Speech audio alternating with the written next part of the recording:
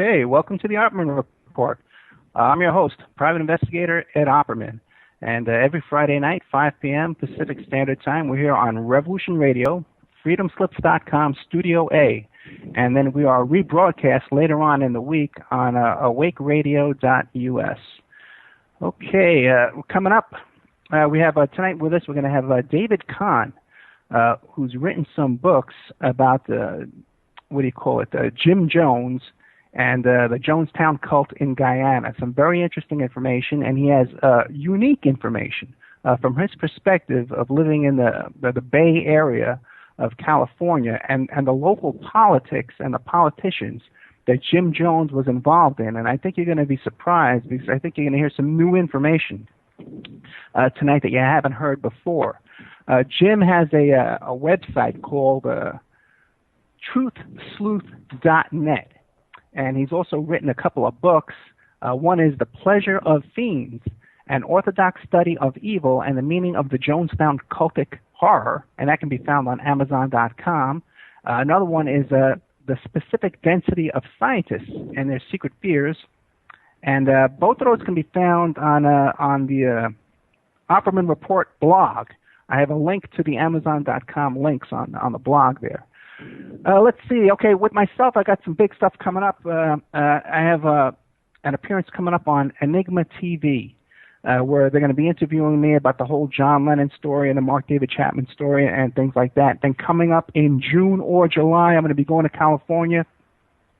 I'm going to be in Pasadena, California. I'm going to be on a local TV show there called Book Parade, hosted by Richard Wills. Also, too, here in Nevada, coming up this month, I'm going to be moderating two local debates. I'm going to be moderating the debate for Clark County Sheriff, and I'm going to be playing it live on the air, and I'm going to be moderating the actual governor's debate, a debate with the candidates for Nevada governor. The only one who's not going to be showing up is Sandoval, who's our current governor. He's not coming. But otherwise, we have every other Republican candidate showing up for that. Next week, we got a couple of mob guys, the local Vegas Mafia guys. They run the local Vegas mob tour and the local Vegas mob convention. We have Frank Culata and Dennis Griffin. And these are a couple of real organized crime guys. They're retired now. They've been through the witness protection program and the whole kind of deal like that.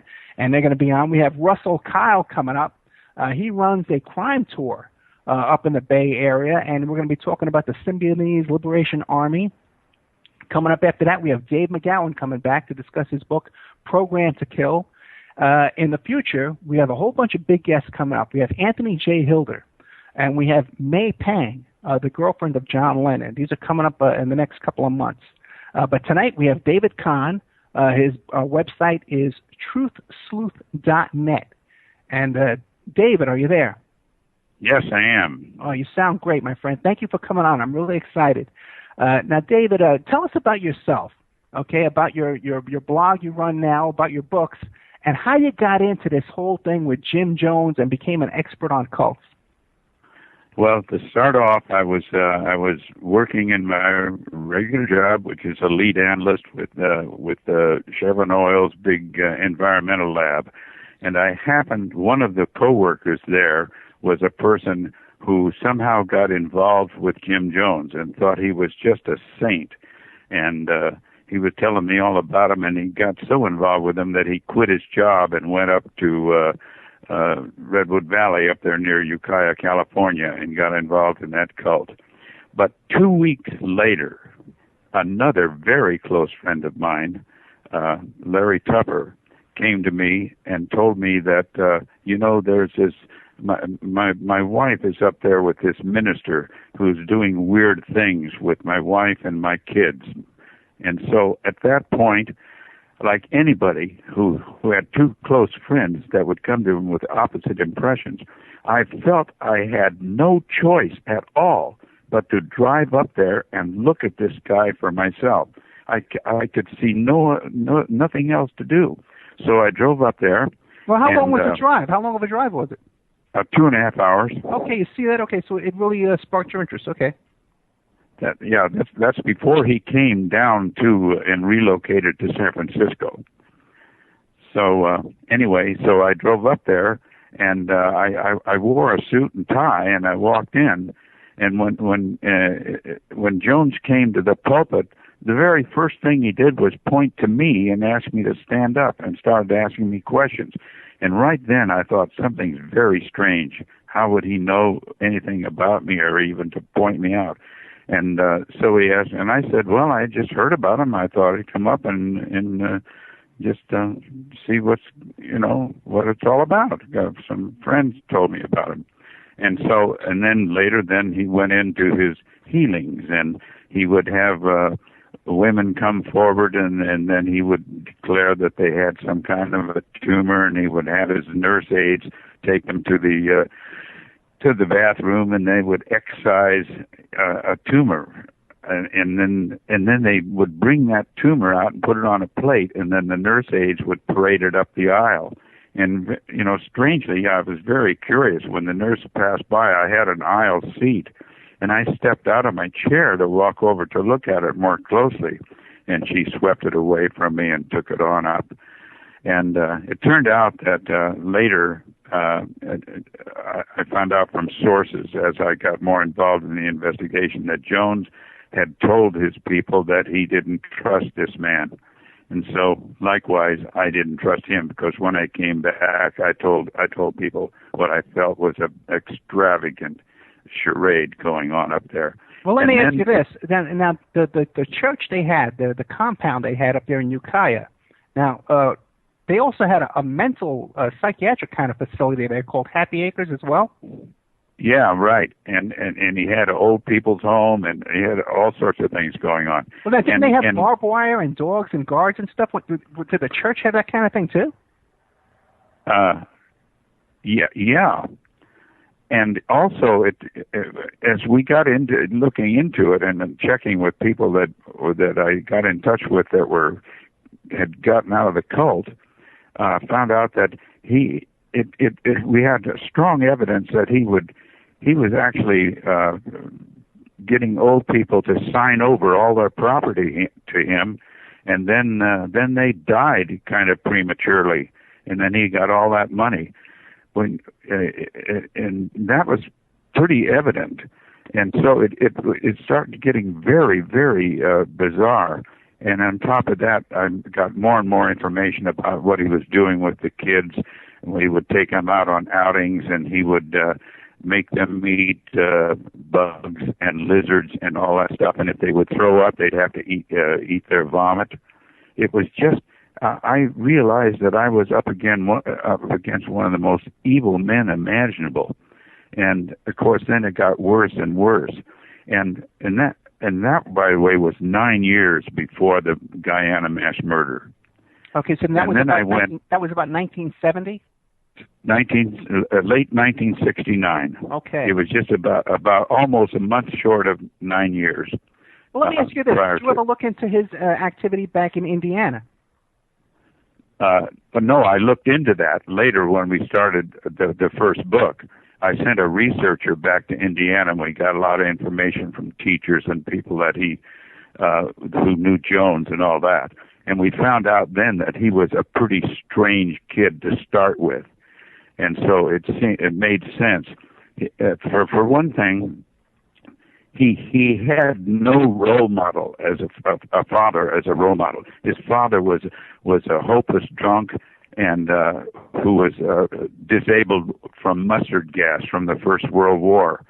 And so he had a very strong mother. She was a outspoken woman, with just used ruthless language, cussing up a storm and everything. But she did work in various places and kept the family going.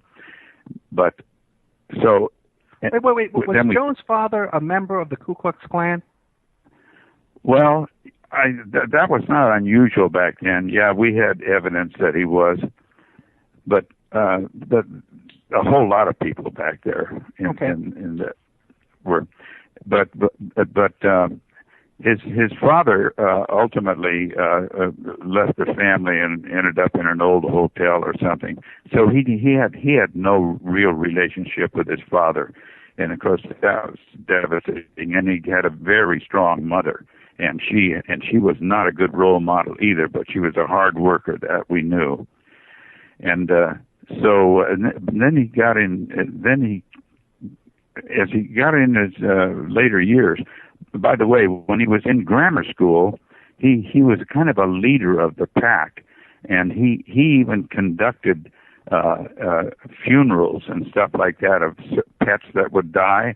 Right. So he was kind of death oriented to start with, very strange. And as he went on, then he started a church. He wasn't ordained as a pastor yet, but he did get into starting his cult activities. Let me interrupt you for a second, because as a teenager, though, he had a friendship with a guy who was a teen police officer, like a youth officer. Are you familiar with that story? Oh, yeah, I remember it, but I don't have too much information. I don't have too much data on that. But yeah, he would strike up in connections with various people, and he would tell them stories about himself, and he would get their sympathy. Right. So that's probably what engineered that. Anybody with any prestigious position, or who had he would utilize everything he could to get close to those people. He knew how to manipulate people, and he used his charisma. He was a pretty bright youngster, and then he connected with another older woman who was a very devout Christian, and then she kind of took him under her wing, but he studied her very carefully, and we realized that he just grasped all the language and all the fundamental language, and then later started to use that, and then he formed his cult there in Indiana. Well, now let me stop you again. Now I know that there was a story too about him breeding monkeys. Yes. Now, was this before he started the church, or he did that as a teen? That was when he was out of school, and he kept the monkeys in a garage, and he wanted to sell them, and then he had a shipment of them coming in, and then he got so fouled up that he wasn't able to pay that off. So the postal authorities had to sell some of the monkeys, and some of them died, but some of them he actually had. And then one time he made the news because they went completely crazy in the garage, and he had to call some authorities in. And so it was just, we call it monkey business and all that stuff. But he did everything, almost everything he did had a strange tint to it. And but he manipulated the authorities there with the disciples of Christ. That's the seventh largest denomination in the United States. President Johnson was a member of the Disciples of Christ. And so he then connected with one major theologian in the Disciples of Christ, and he just embellished himself and told him all sorts of stories. And even later, before he went out to the West Coast, he had this person convinced that he went to Cuba and talked with Castro. It was, and for all we know, it might have really happened. But this major theologian believed it, and then he was primarily instrumental in getting Jones ordained in the Disciples of Christ Church, and that's what Jones wanted all along. He wanted to attach to a major group, and so he was ordained back there.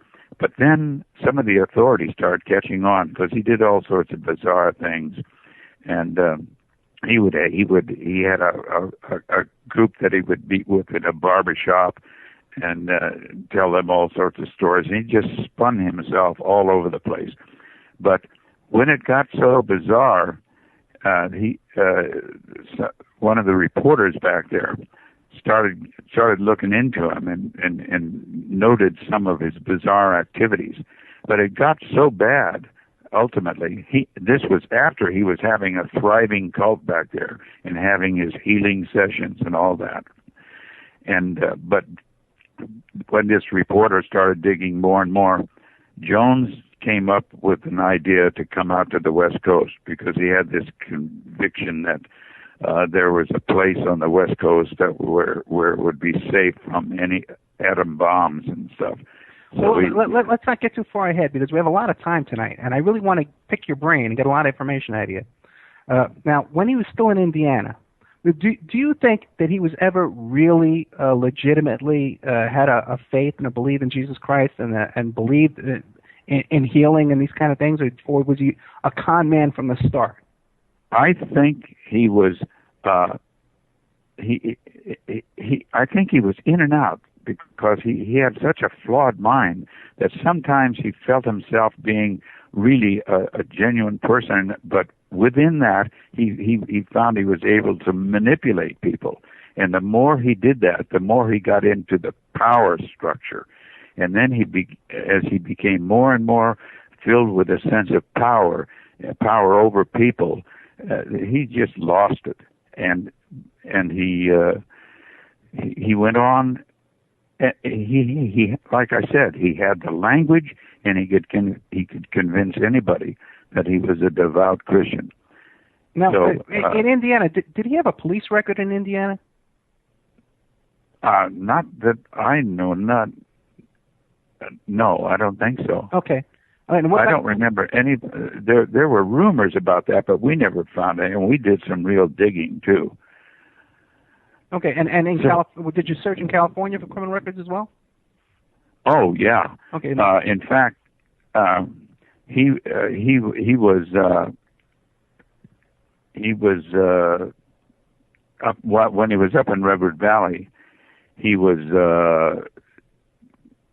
taken in as he was in caused a ruckus at a theater, and so he was never really charged or convicted of anything up there. Okay, now what about back in Indiana? Did he have political connections and political clout in Indiana? Yeah, he did. Later on, he headed up a human rights commission there in Richmond, Indiana. How big was his congregation in Indiana? Probably it was pretty good size. Maybe 100, 150 or so, because a whole lot of them then came out to the West Coast with him, and there were quite a few that even came out here. Okay, now the ones in Indiana, were they black African Americans like they were in California, or were they white people? They were a mixture. More of a mix back then. And that's what endeared him, by the way, with the Disciples of Christ organization, because the public to this day doesn't know how radically liberal the Disciples of Christ were in the hierarchy, and it took a long time before that liberalism spread down to almost all the churches. But so this one major theologian, he was really taken with Jones specifically because he was into this kind of thing, and Jones knew how to use that. He knew and understood what these people felt and realized their sympathies for the social cause and community organizing and all that. So he endeared himself all the way with them. But now he leaves Indiana, but between Indiana and Ukiah, he went to Brazil. Yeah, right. What was that?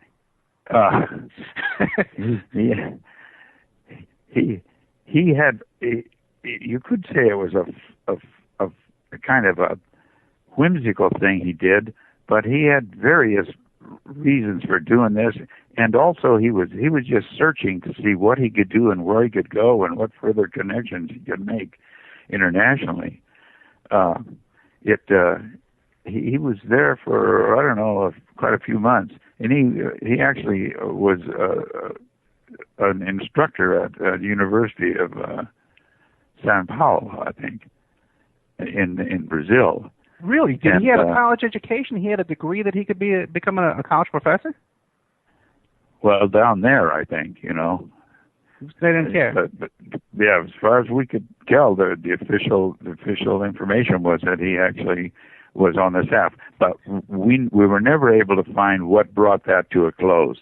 They very well could have seen what was really going on with him, that he was off target.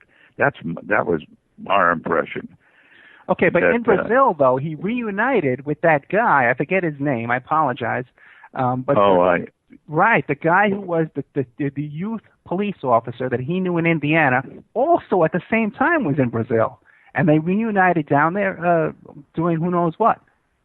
Wow, I don't recall too much on that, but I'm aware of that. Okay, and I've read a lot of the data. A lot of the data with Jim Jones, he is flooded with all sorts of rumors and stuff. And you know, there was also a major rumor that he was working with the CIA, and he was notorious for telling people that he had all these connections. So that's what was the basis for a lot of that the CIA became aware of the cult after we.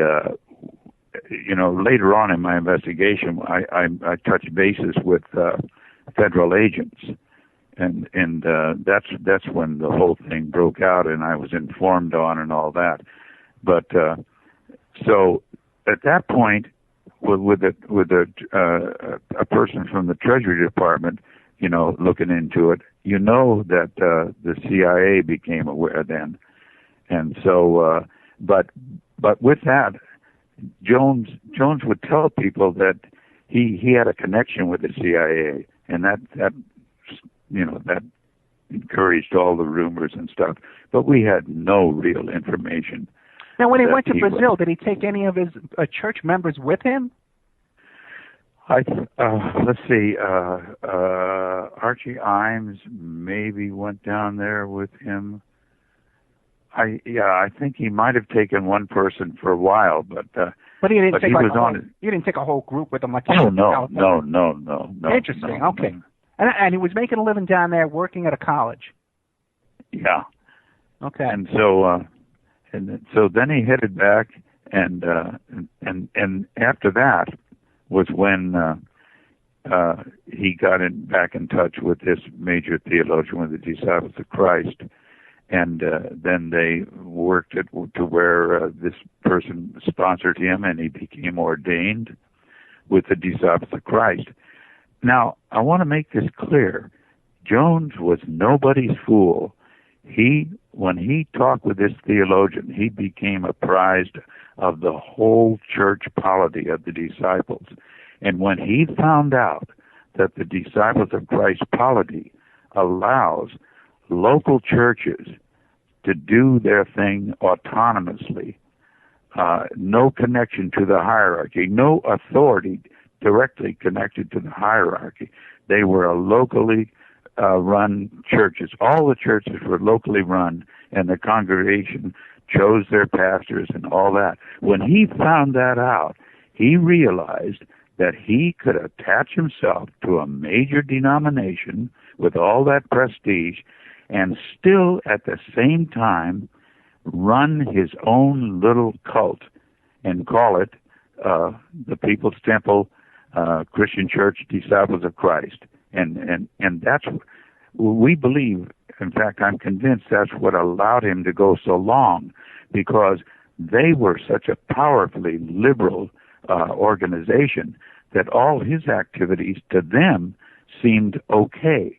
They did not.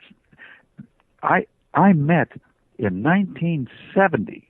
I met with one of their general ministers in their West Coast region, and I informed her what I had found out already, and I told her I was convinced that he was a fraud, and I even shortly after that told her the things that were going on with the kids and all. But this woman was so liberal that she felt a little fooling wouldn't hurt the cause.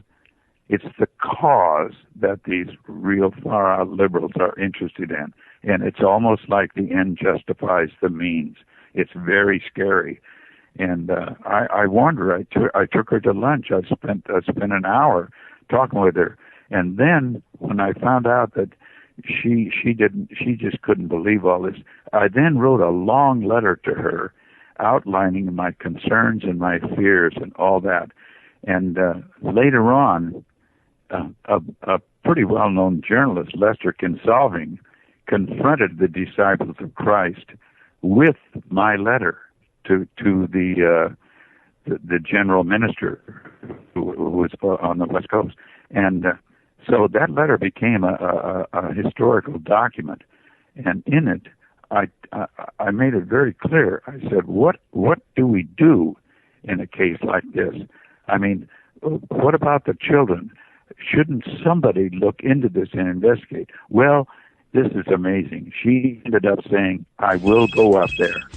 I will go up there and look into it. And indeed she did. Okay, we're coming up to a break. We got a break, so we'll get back to that when we get back from the break. Okay. We are here with David Conn. He has a blog called truthsleuth.net. And we're talking about Jim Jones. We're talking about Jonestown, Guyana. Mr. Conn here has been up on Jim Jones way back in 1969, 1970. He's the author of The Pleasure of Fiends, an orthodox study of evil and the meaning in the Jonestown cultic horror. And that's available on Amazon.com. The link is on my blog, The Opperman Report. We're with David Conn. We'll be back right after this short break. Okay, welcome back to The Opperman Report. I am your host, Private Investigator Ed Opperman. Every Friday night, 5 p.m. Pacific Standard Time on Revolution Radio, freedomslips.com, Studio A, and then rebroadcast later on in the week on awakeradio.us. Hey, I want to welcome a sponsor.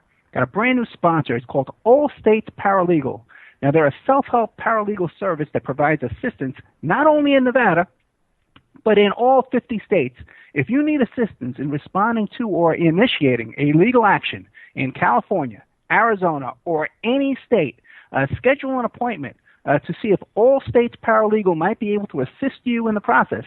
They specialize in family law paperwork, custody, child support, visitation, and you can call them up at 702-383-6996.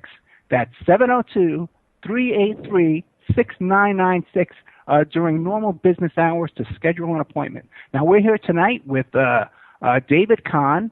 He has a website called truthsleuth.net.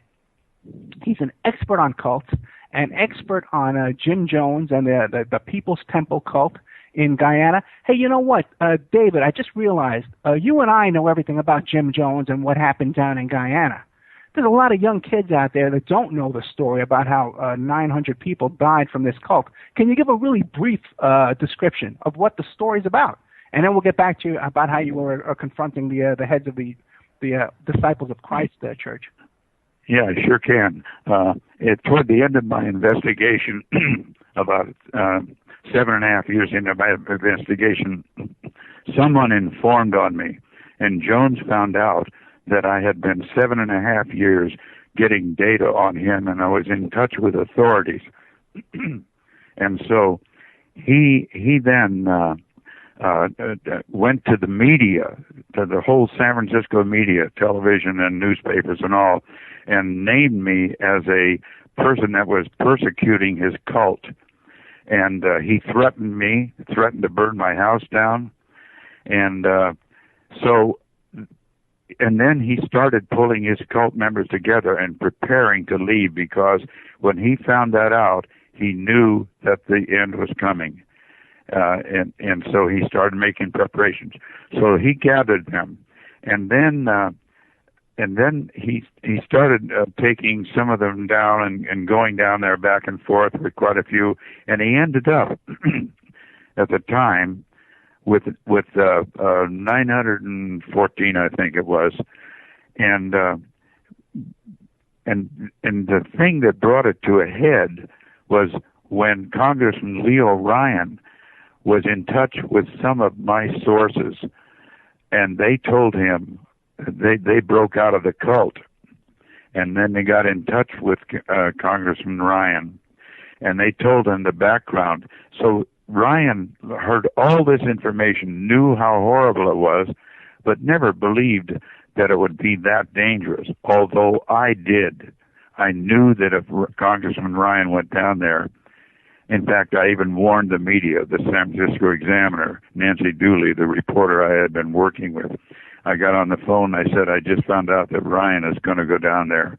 If he goes down there, if he goes down to Georgetown, Guyana, but if he goes all the way out to Jonestown, he's not going to come out of South America alive. And that unnerved her. And then 3 days later, the whole thing blew up. Jones, when Ryan got out there, he got in touch with some of the people there who wanted actually to leave, and Jones was not about to let these people come back with Ryan. And so he knew he had to do something. And that's when I told Nancy Dooley, I said, I've been studying this man's mind for 9 years now, because that was just almost 9 years I had been studying his mind. And I said, I know he's got some plan of action. I don't know what it is, but I know the man's mind well enough to know he's got some plan of action. And sure enough, 3 days later, he sent his henchmen out to the airport where Congressman Ryan was getting ready to leave. And those people were on the bed of a dump truck, and they had machine guns, and they just shot, I think, 14 or so were killed. And then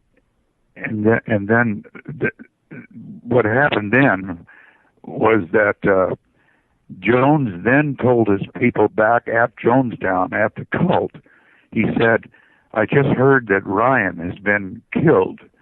That means all the authorities are going to come down and blame us for that. Well, obviously, the people were naive to think that they believed everything Jones said almost. So they believed that they were innocent. And of course, most all of them were innocent except Jones. And so Jones then convinced them that we really have to go through and do our suicide. And so they knew they had gone through rehearsals over the years. They thought maybe this was just a rehearsal too, but it turned out about to be the real thing. And so as they saw their children starting to die, it got to be panic. And that means that some of them started to refuse, and some of them were shot. Some of them were actually injected forcefully with the cyanide.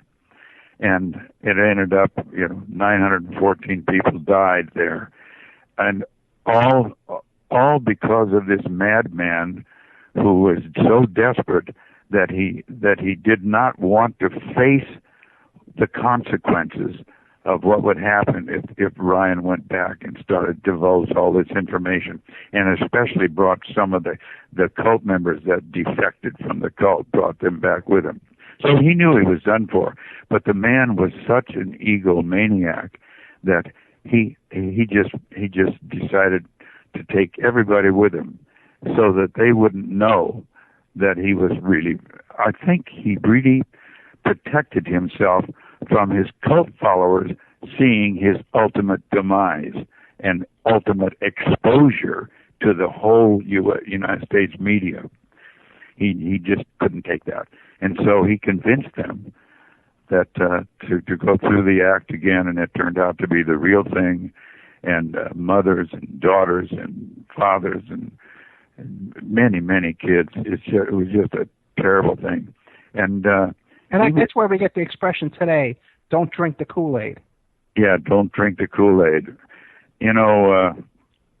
Well, we'll get into this a little later. But when that whole thing came down, that's when I was just distraught. in fact, after that, in the aftermath of that, I simply went 2 days on my own, alone, crying out to God. And that's when I got hit with all my own failures and that I just simply converted and went back to a straight gospel faith, the holy Christian faith, and I became what you might call just a thorough believer. And that's when I began. Then I changed my whole approach to investigating. I wanted to investigate the whole system in California and find out why he was allowed to go 11 years without being exposed. And it was just astounding, this stuff I found out, how crazy liberals in the whole system were protecting him all along, including the hierarchy of the Disciples of Christ Church. In fact, well, let's go back to that, because now let's go back to the part. Now we hear the story about what happened, the big mass suicide and many murders down there in Guyana, and that's really what brought this story to international attention. But let's get back to you having lunch with that woman from the Disciples of Christ and how you were trying to expose Jim Jones to her. Now, you were just upset about the fact that he was doing fake healings and things like that and abusing these children on these camping trips.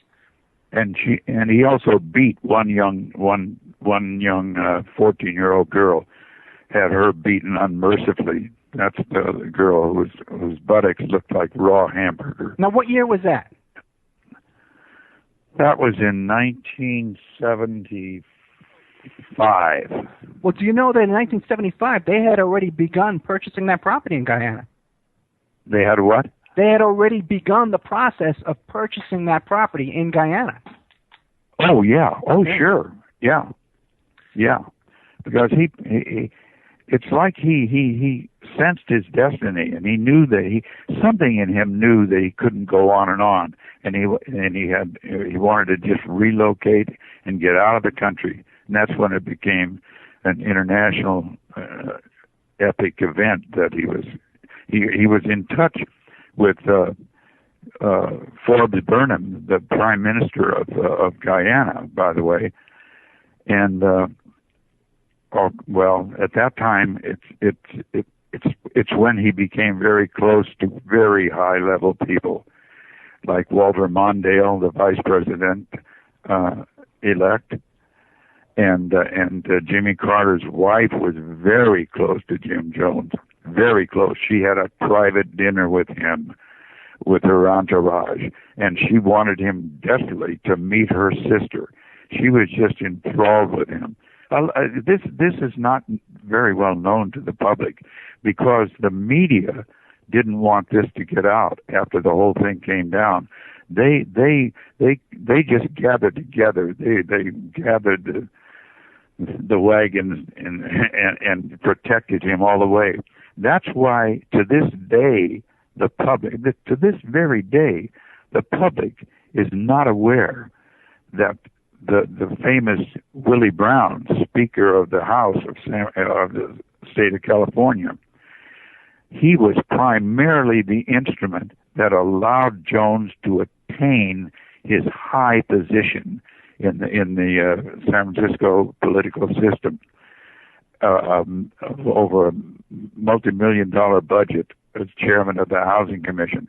Willie Brown went to the state of California legislature and pushed through a special bill that would allow the mayor to bypass his board of supervisors and appoint Jim Jones directly to the chair of the Housing Commission. And when I confronted Willie Brown years later, only 2.5 years ago in the state of California when he was debating Dr. Frank Luntz, afterward, during the debate, Dr. Frank Luntz was saying, Mr. Speaker, would you be candid with me? And Willie Brown interrupted him at that point and said, Dr. Luntz, I want you to know that I am always candid. I'll never forget that. Just very shortly after that, I was able to raise my hand, and I said to Dr. Luntz, Dr. Luntz, I want to go back to the point where the speaker says he's always candid.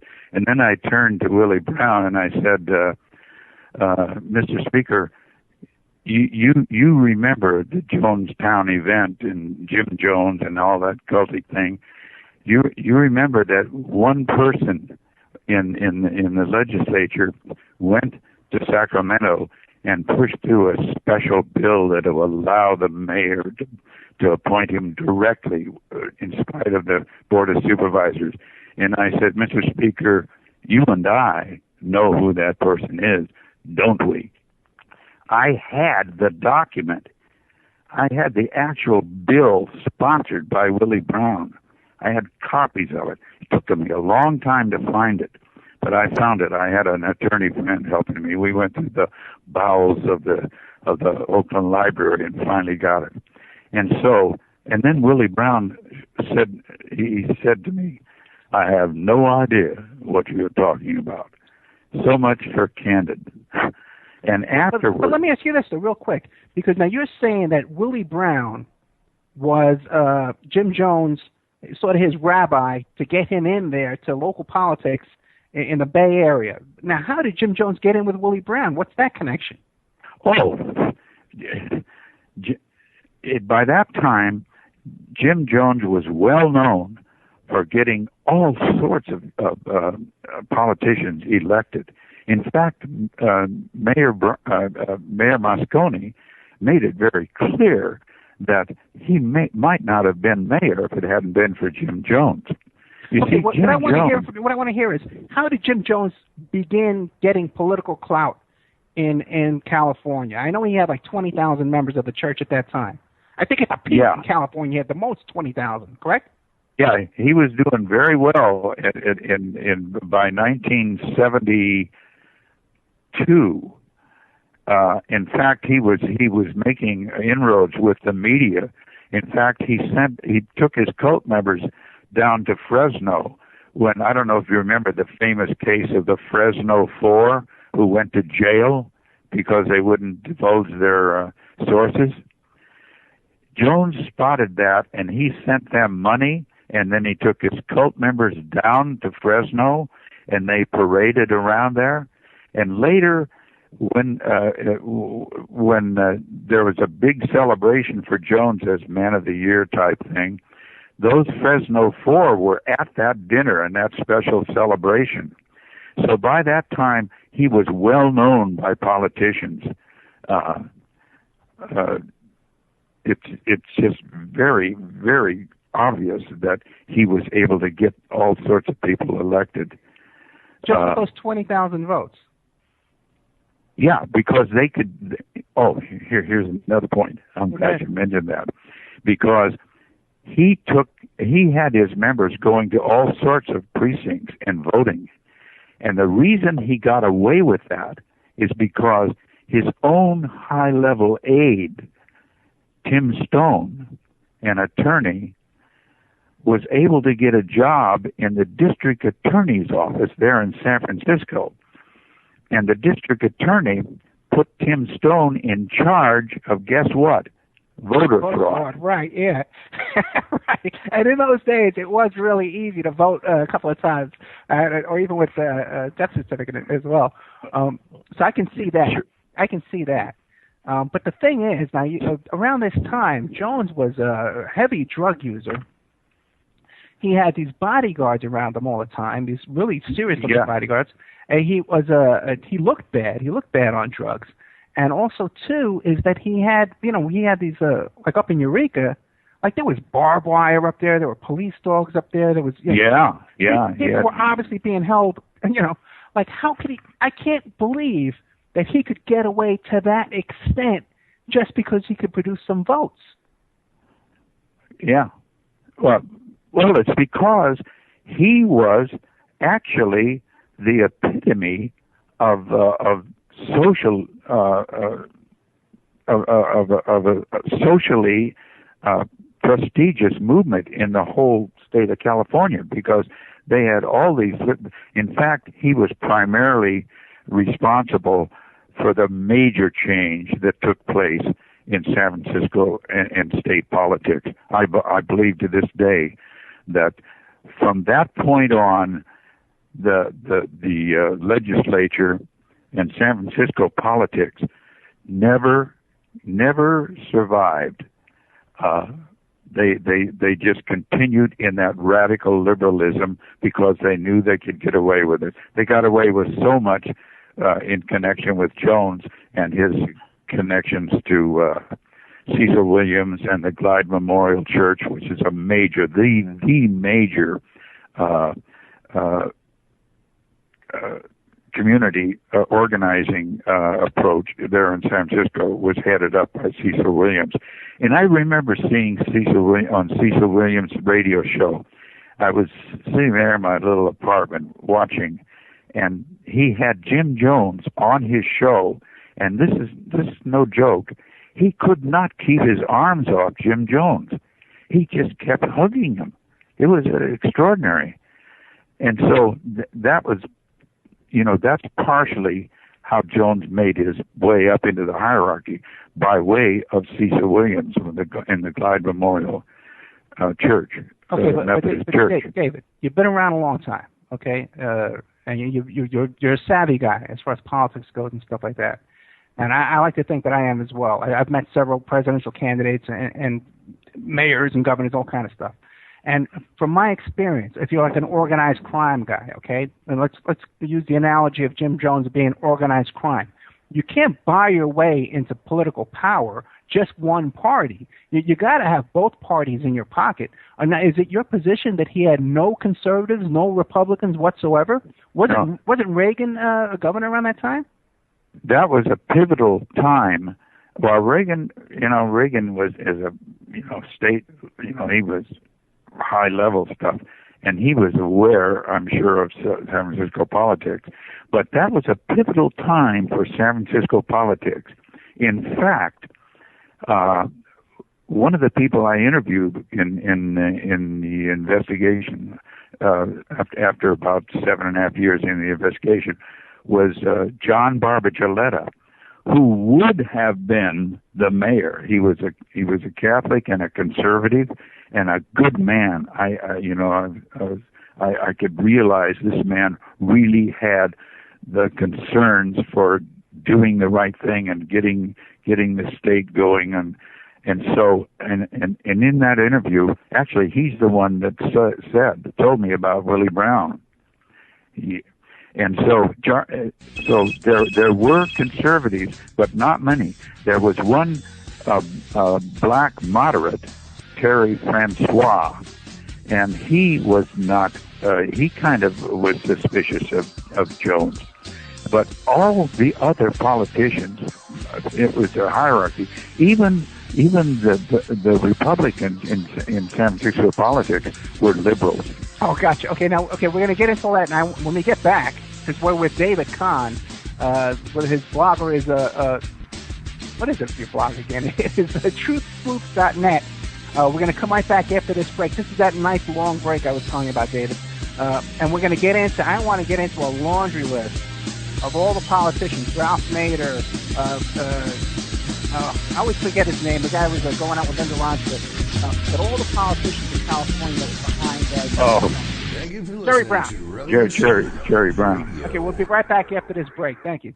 Okay, welcome back to the Opperman Report. Every Friday night, 5 p.m. Pacific Standard Time on Revolution Radio, freedomslips.com, Studio A. Also rebroadcast later on in the week on awakeradio.us. Don't forget, you can get a hold of our archives on the Opperman Report YouTube page. Tonight we have with us David Conn, truthsleuth.net, author of a whole bunch of books here. I keep forgetting what they are. The Pleasure of Fiends, an orthodox study of evil and the meaning in the Jonestown cultic horror. Jonestown, the cult that never went away. The specific density of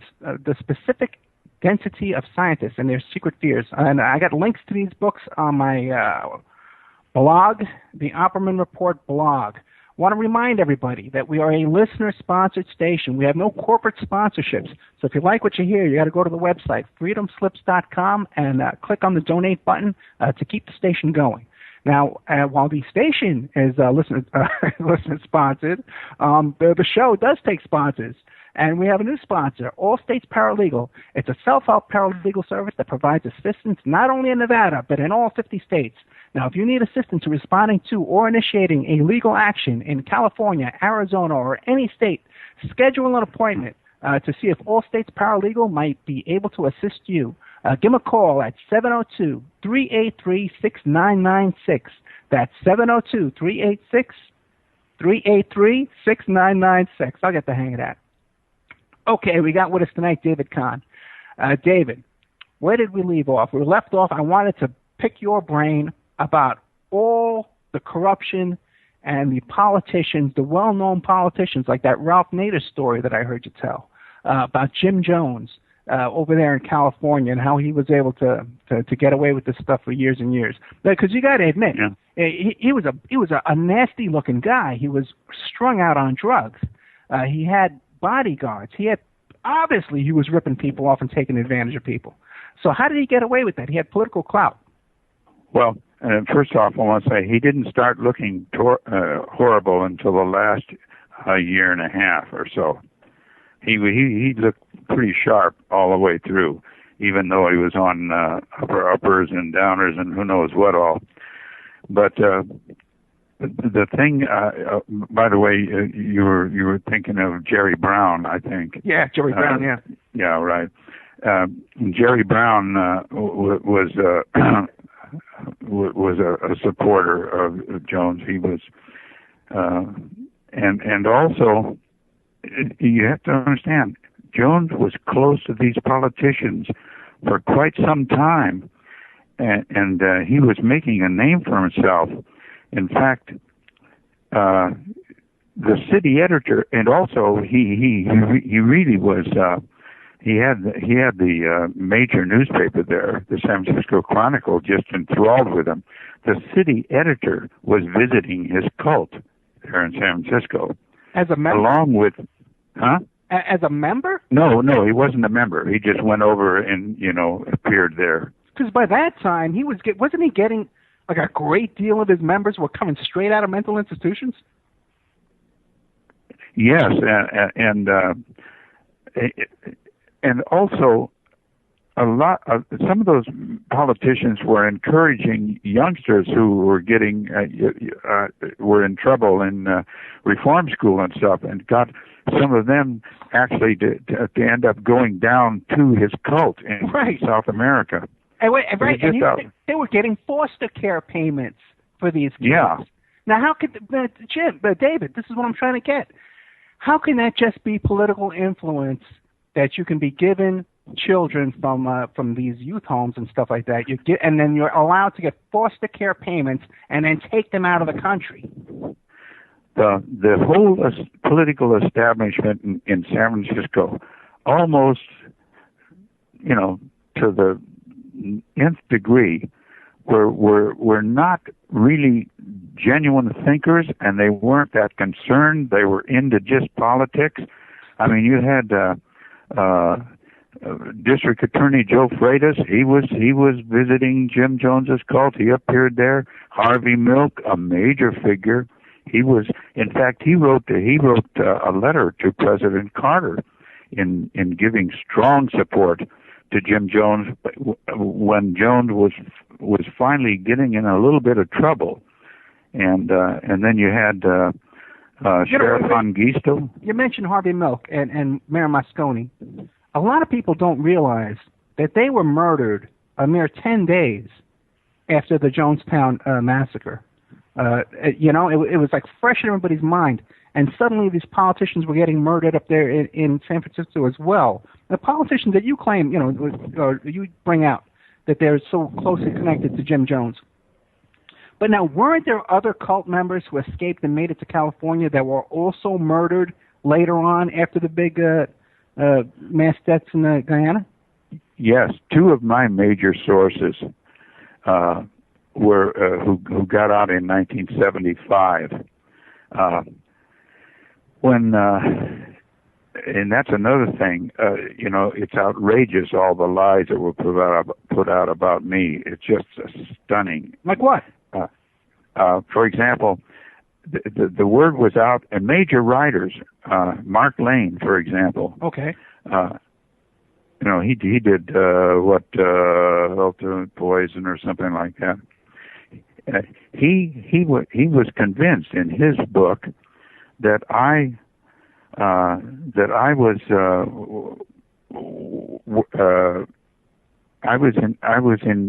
in connection with one of Jones's high-level aides. That person ultimately committed suicide too. Really? For people who don't know who Mark Lane was, he's a very fascinating character. I think he first came into public eye with his book about the Warren Commission and the Kennedy assassination. Yeah, right. And he buddied up, I believe, with a witness down there in Dallas, a girlfriend of Marina Oswald or something like that. And right, and he weaseled his way in there, and he became known. Then he did books about the MLK, Martin Luther King assassination, stuff like that. And he wound up down there. He was down there that night of the 900 murders. That's right. He was one of Jones's attorneys. $6,000 a month he was being paid. Now this is a guy. Yeah, he had legitimate credentials as being a guy who was exposing political assassinations and stuff. But somehow he wound up down there during the night of these murders. Yeah. He and the other attorney, I'm sorry, I forgot his name. I should know it really well. But those two attorneys were able to get away. Yeah, how'd they get away? Well, I think they saw what was going on. Yeah. And also they were high-level figures very close to Jones. So the guards weren't going to, go after them. So they just slipped out and went out into the jungle. Yeah, Dwyer, the ambassador down there too. There's one story that he was at the airport and then he didn't make it back to the camp. But there are many indications, there's tape recordings, that he did make it back to the camp. But somehow he escaped unharmed as well. Now, how could these guys? Now, again, see, I have a problem with your theory. That your theory is that it was Jones's political connections that got him through this, that allowed him to dance between the raindrops. But how could guys like Mark Lane survive this? Not due to Jones' political connections, not there in the jungle.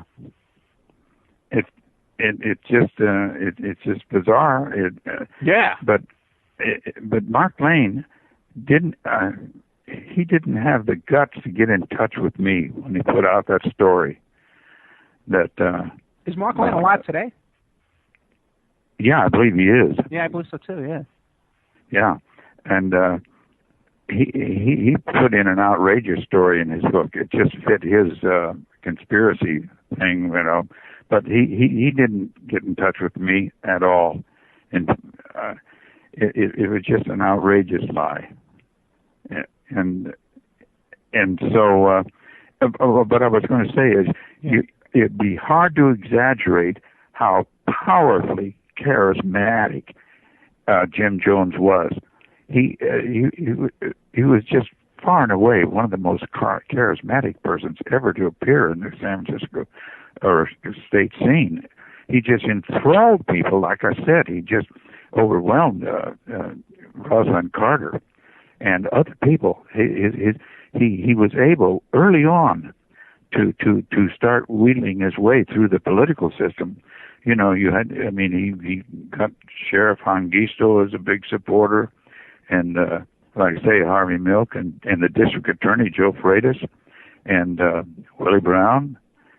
It was amazing. He was untouchable. I think that's the word for it. Oh, good. Tell us a story about Ralph Nader. Ralph Nader, okay. My sources, when they got out of the cult, they wrote a note to Ralph Nader and said, "We can't tell you who we are, but we're coming out of this cult, and we need to talk to you privately. And we're going to put, if you will just put an ad in the San Francisco Chronicle, I forgot the code name, then we will get in touch with you." And but Nader then took that note to District Attorney Freitas, who was, like I said, he was in bed with Jones too. So he then took the note to Jones, and that's when Jones found out about their being there in Berkeley, and also very right around the same time that he found out about me, and the whole thing came to light in the whole media. But shortly, about, I guess, was probably in about 14 months later, in the aftermath, Jones always said, he said, I'm going to get anybody that raps on me, I'm going to get them. I'll have people come after him. And so about 14 months later, the Berkeley police were investigated that murder. Those two were murdered in their own home. And the Berkeley police, to this day, are quite sure who did it. Well, it was a cult member. But that guy, he got a lawyer, and they just simply could not get enough to go with him, because he later went to Japan, that cult member, and when he came back to the United States, they met him at the airport and arrested him, and then they charged him, but they weren't able to do it. But yes, two of my sources were murdered, and they, one of them was the very first guy that I knew in the cult who worked with me at Chevron Oil. That was Elmer Myrtle. Al Mills. He changed his name after he broke out of the cult because he was terrified. And but back again. It seems also too that a lot of people, not just Mark Lane, not just Dwyer, but a lot of people got away. The whole basketball team. Yeah, right. And one of those guys was Jones's son. Yeah, right. Uh-huh. They were in Georgetown. Yeah, but I think that was a plan, though. Now, have you listened to the tapes that are available? Yeah, go ahead. There's been all sorts of speculation and things like that, but I think that team was traveling already doing this thing, and I do not think that was a plan. I just think that it would be easy to construct something like that and say, but I don't buy that. Okay, now, but the son, Gandhi, right? Now, what's the story? Because have you heard the tapes that are available on the internet? Almost everything that went on down there in Jonestown was recorded, and hours and hours and hours of these tapes. Have you listened to those tapes? Yeah, some of them. In fact, I've read a lot of the transcripts, the FBI transcripts. Yeah, they were able to tap his phone calls, and there's one, I think it's 875, I think, transcript 875. That's the one where Jones, that they got him just after he found out about me, and he was talking to people trying to find out who this David Conn is, what is he up to, and what's going on, and he got in touch with the general minister of the Disciples of Christ in the region, and talked with him, and that's all in the FBI report. In fact, he was able to get some information from that pastor from my ex-wife. Oh, and, really? Yeah. Now, was he ever? Because my ex-wife was in the Disciples of Christ and a very big supporter and knew a lot of high-level people there. So she, but of course I think she sees the error of her ways now. Was Jones ever removed from the Disciples of Christ, or he was with them till the end? No, No. Huh. No. He, well, again, that's church polity. That's not easy to do with the kind of polity that the disciples have, because again, it's local autonomy, and that would have to be the people themselves getting together in a board system and voting him out. But by that time, he was down in Guyana. And like where was the church then? Where were they going to have a board meeting and all that stuff? It was just crazy. It was just a mass of confusion. By the way, this is another thing that's unknown, similar to the Willie Brown thing. And this is, I was later able to get in touch with one person who put me in touch with a very high-level pastor in the Disciples of Christ, who met 2 weeks after the mass murder.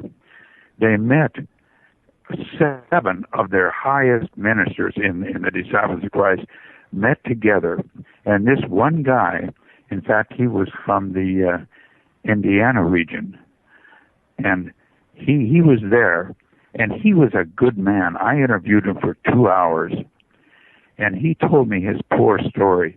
He met with these 6 other high-level leaders in a high-level meeting, and he came with stencils prepared to say, look, the word is out there in the media that the Disciples of Christ had not much to do with Jim Jones, but he says, this isn't true. He said, we know what's going on. He's one of our pastors, and he said, I prepared some stencils, and I think we ought to get our best theologians and look into this and deal with it and make the whole thing public, what's going on. So these other 6 ministers took those stencils back to their hotel rooms that night. The next morning they showed up, and they said to this pastor, they said, you take these stencils back with you, you burn them, you don't even get in touch with our communications office, you just let it go. They wanted to cover up the whole thing.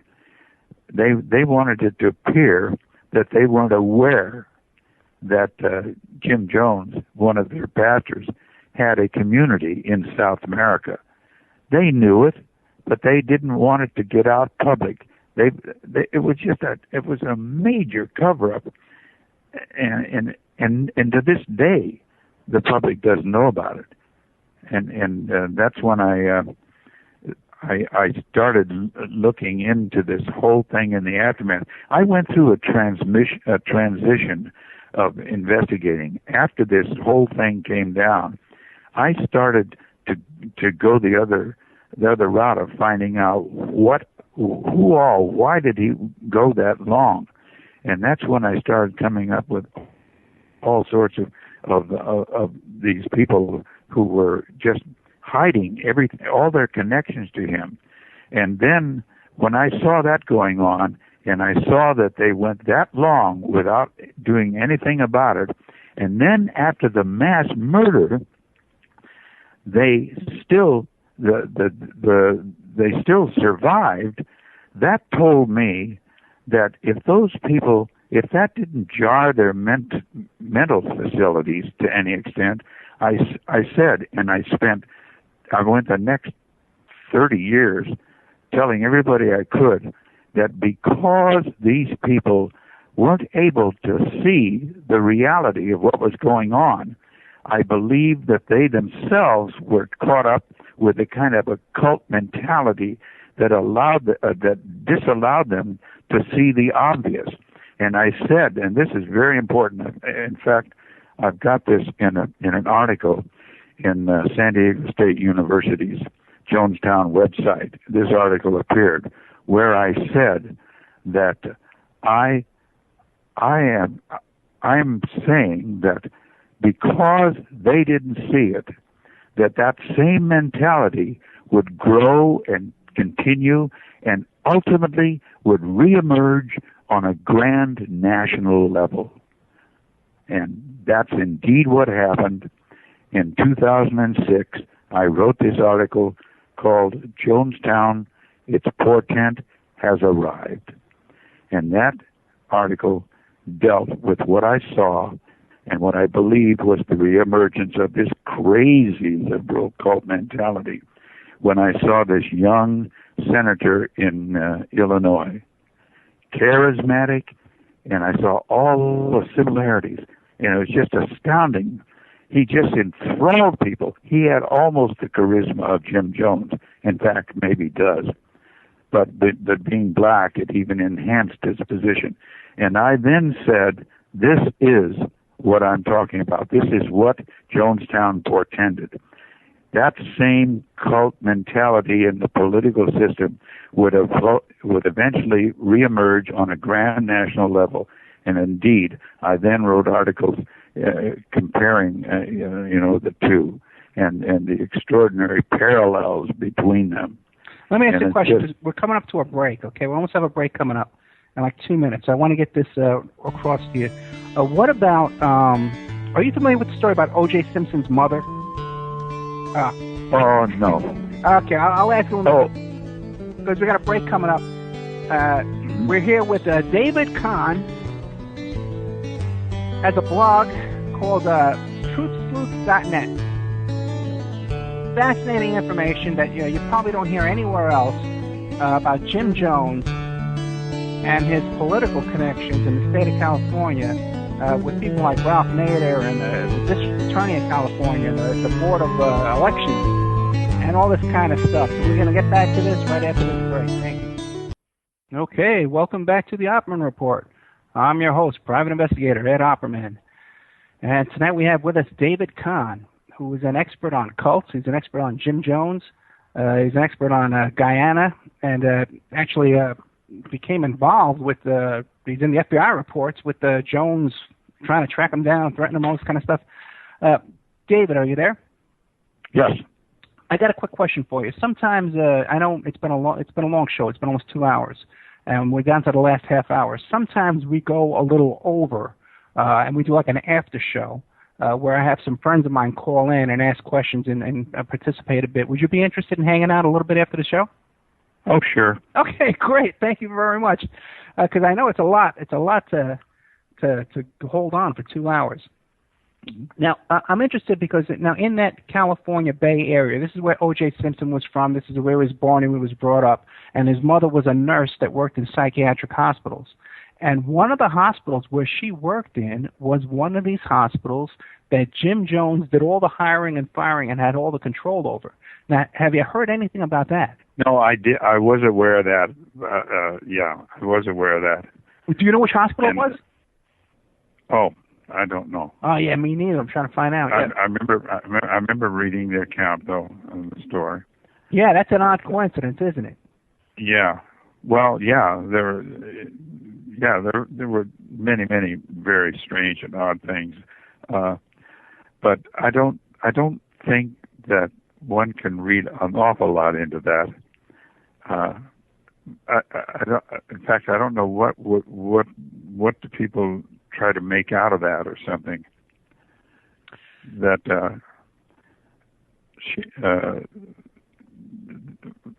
O.J. was.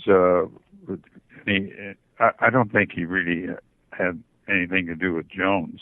No, I don't think O.J. did, but it would seem to me that his mother must have.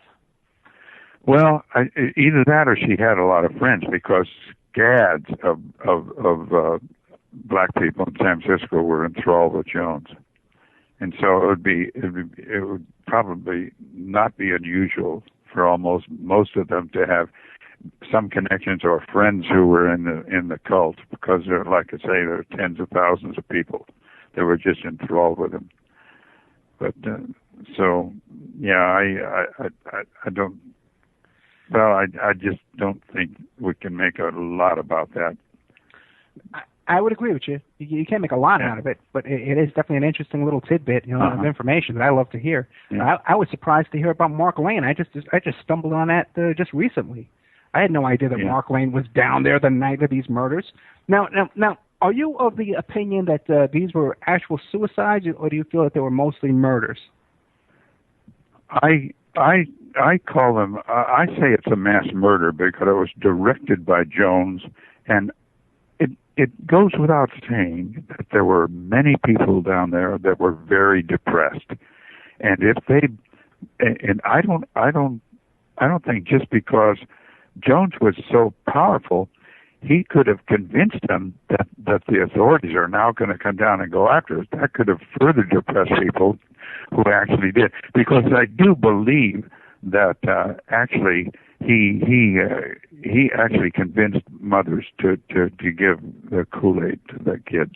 Not all of them did, but quite a few did. I have no doubt about that. But that doesn't make it a suicide under normal circumstances.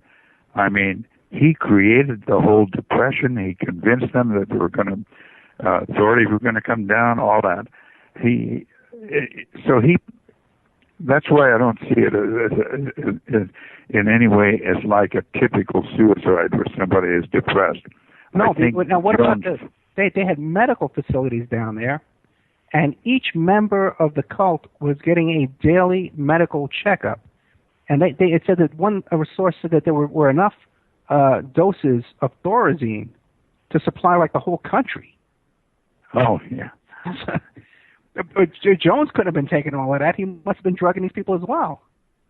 Well, yeah, I think he had them on weird things. He was not above having people taking all sorts of pills and things. He probably wanted them dead and down so they could continue to survive what all they were going through, because they, in spite of what all they were trained to tell the media, they were mostly very, very depressed people and under terrible circumstances, very depressing.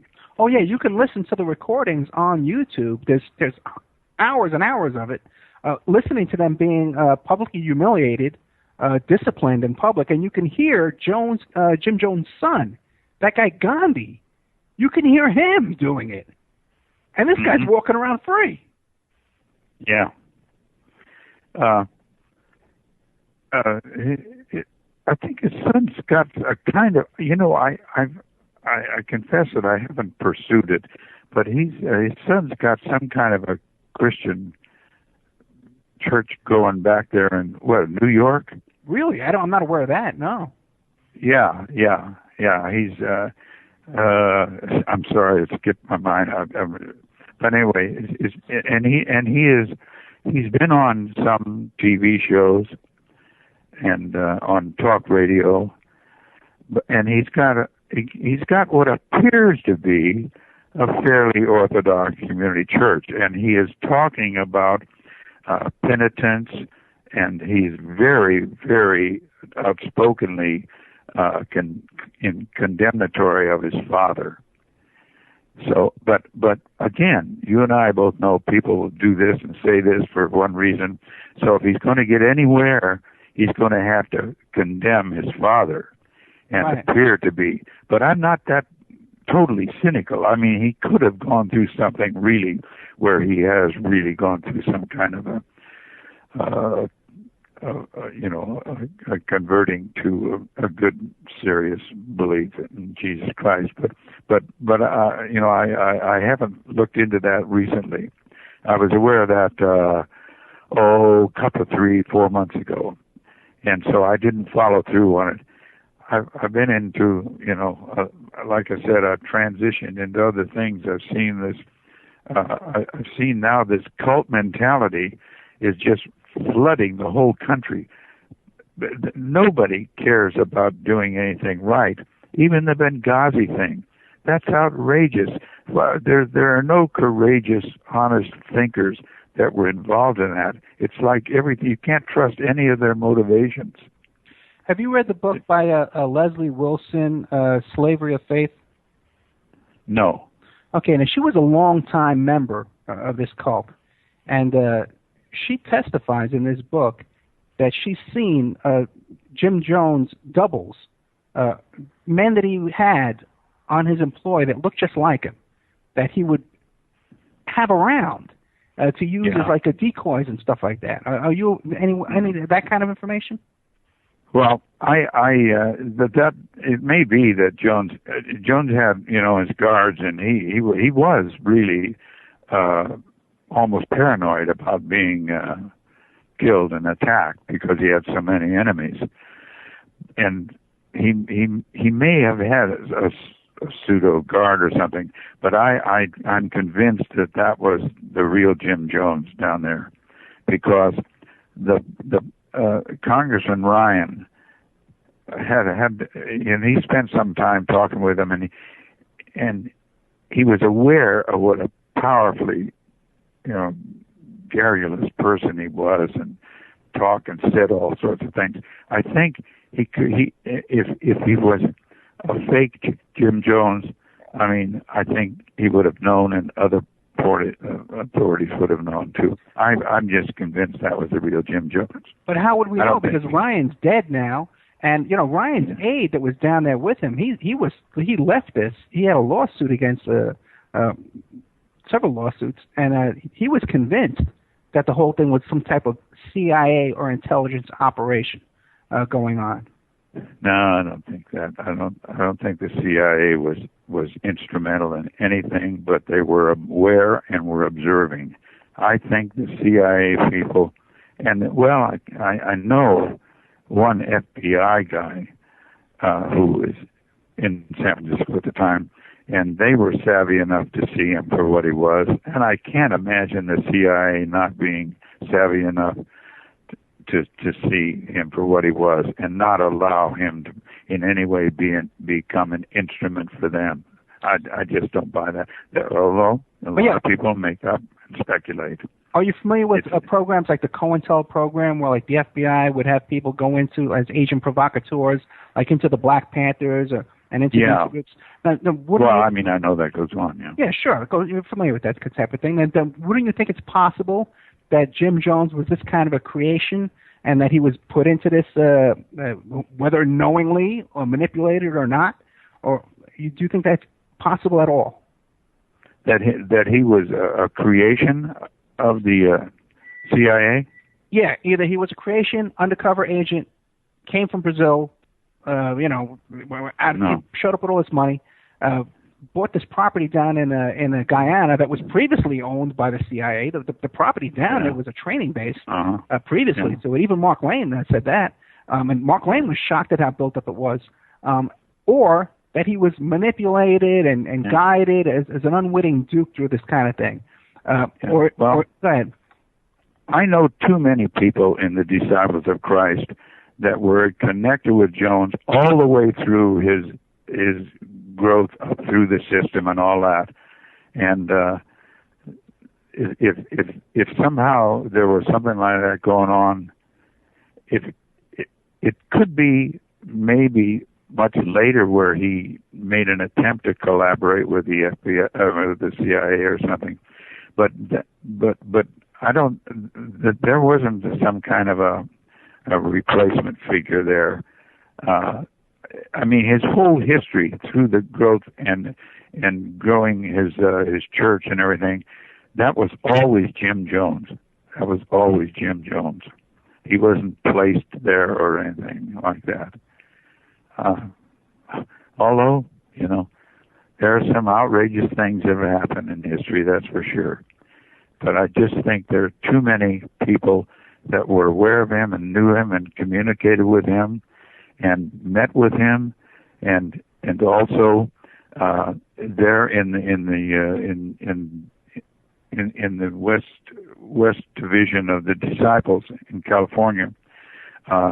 Jones had one of his high-level people was a moderator on the board of the Disciples region, and Jones attended a lot of meetings, and so those people would have spotted something going on if somebody else took his place or something. Or I just think that's kind of not very fruitful speculation.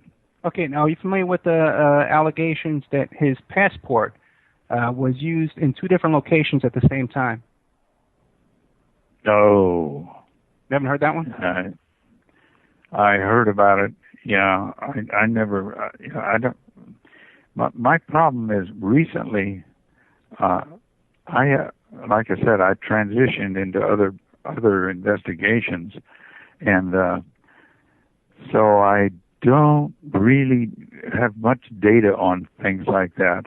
And I've read them, or saw them, but I confess that I'm not up on every little detail.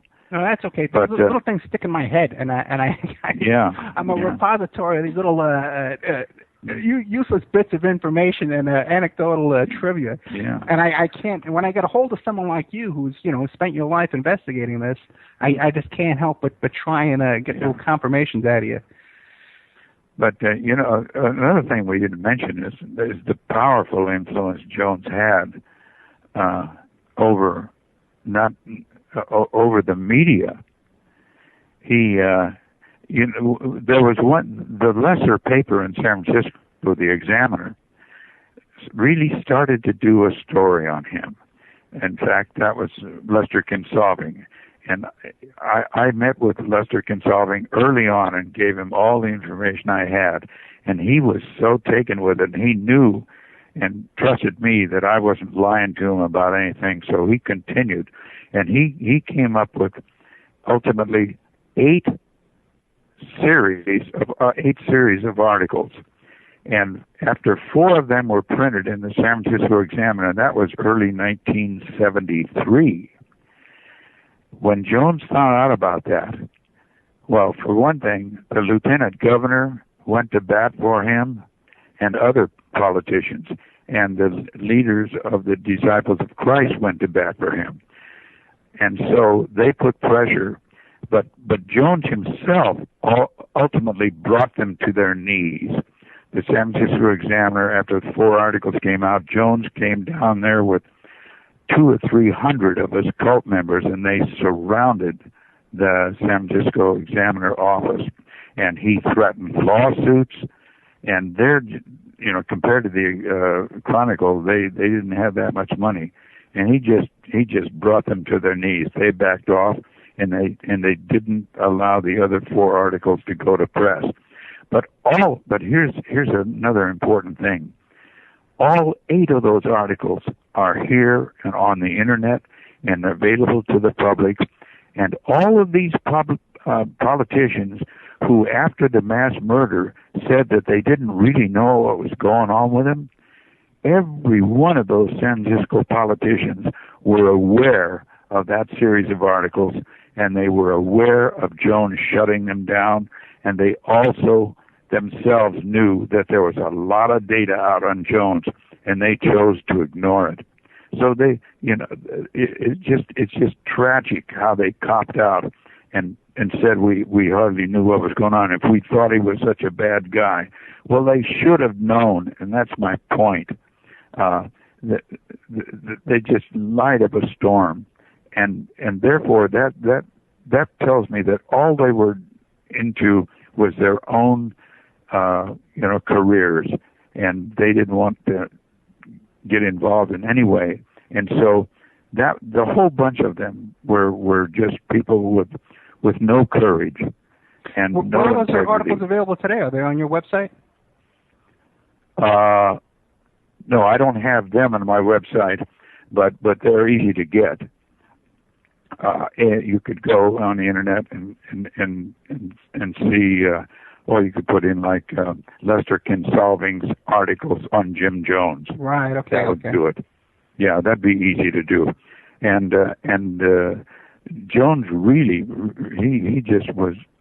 He brought the whole cult down and just really nailed them. They were scared to death. That's the power he had. And he was also connected. Like I say, Jones went to the Caribbean with Lieutenant Governor Mervyn Dymally. He was buddy with the Lieutenant Governor. Where in the Caribbean? Grenada? I don't remember. Sorry, slipped my mind. That's okay. Yeah, certain things I just don't keep in the old mental, but I do know that he went, and the lieutenant governor was a powerful defender of Jones. He would go after anybody, the media, and even major newspapers that were starting to look into him. They would get a letter from the lieutenant governor. It was just extraordinary. Who was the lieutenant governor at that time? Do you remember? Jerry Brown. Well, Jerry Brown was the governor. Yeah. Oh, who was the lieutenant governor? Yeah, do you remember? Yeah. Mervyn Dimally. Well, I never heard of Dymally. Okay. He never amounted to much after that, and I think the reason is that he was obviously, had this same, entrapment with Jones and stuff. Although I don't trust him, I think he was just like most of the other liberal politicians in California, just there for the career and the pull and the power and all that. But he was. Oh, also, I don't. The public doesn't know this, but the media in San Francisco. I talked with reporters. They almost laughed at what was going on with the mayor Moscone. They would follow him out there in his limousine when he would go out to the Tenderloin district and meet with prostitutes. But it never got to the papers. But Jones knew about that. I believe that. Yeah, because he definitely did use like blackmail and. Oh yeah. Yeah, and Jones. Yeah. In fact, I'm convinced that's why, to the very last hour, why Mayor Moscone defended Jones, and then it was just demolished. And of course, that's. I think that's the what drove this Democrat politician in San Francisco, who was a fairly sane guy until he went off his rocker and killed Milk and the mayor.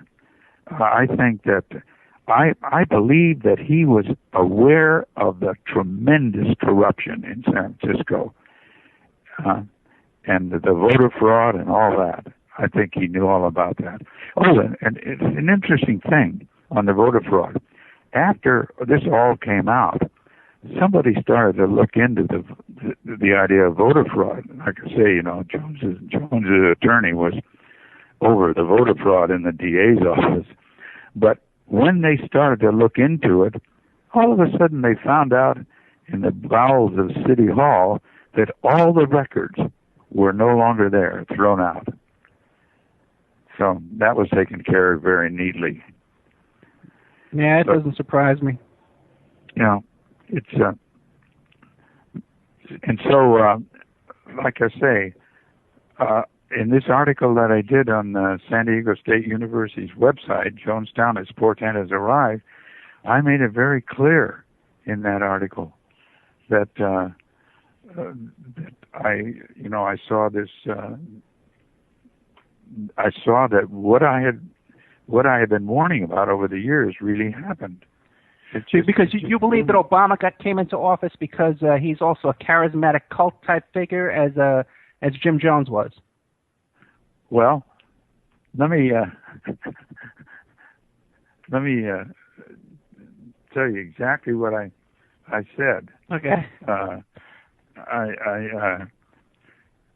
I said I investigated this, and I said, here's the manifestation of the portent. A young and charismatic black lawyer comes almost out of nowhere to work the hopes and weaknesses of a naive citizenry. He molds them into an image of his Marxist socialist vision, and just as it was with Jones, where people, politicians, and radical activists flocked to him, believing he was just what they wanted and needed, it is now with Barack Obama, who is looked upon as a saint of sorts, just as people told me Jones was a saint and a leader the world desperately needed.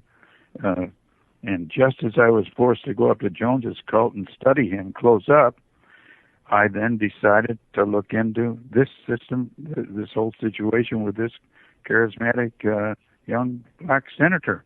And I said, I've done so. In this case, unlike with Jim Jones, where I had no real bias, I was right at the start kind of predisposed against Obama for economic and political reasons. But he was a far-left extremist and documented to be the most liberal man in the Senate. Oh, Obama? So I observed him. Well, then why do you think you believe Obama's some type of a Marxist or a socialist? Oh, yeah. Well, really, then why is it that all the same Wall Street bankers and stockbroker companies and stuff like that, why do they fund his campaign then to put him in office? Those people are way above all that, and they don't care what president is there. Yeah, right.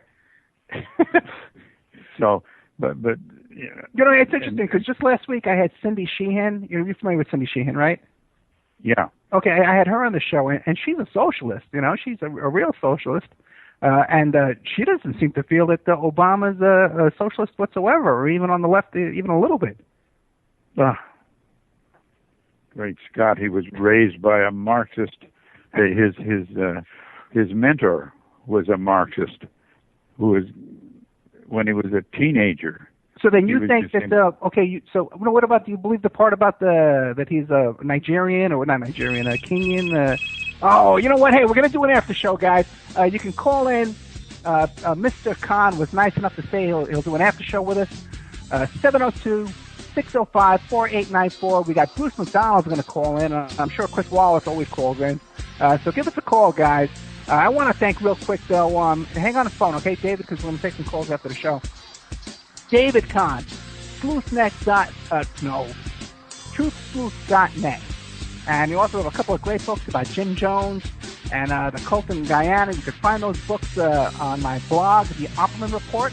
We'll be back next week with the mob guys. I got a couple of mob guys, Vegas mobsters coming on next week, and they can run the mob convention. Oh, okay. So hang on with us here, David.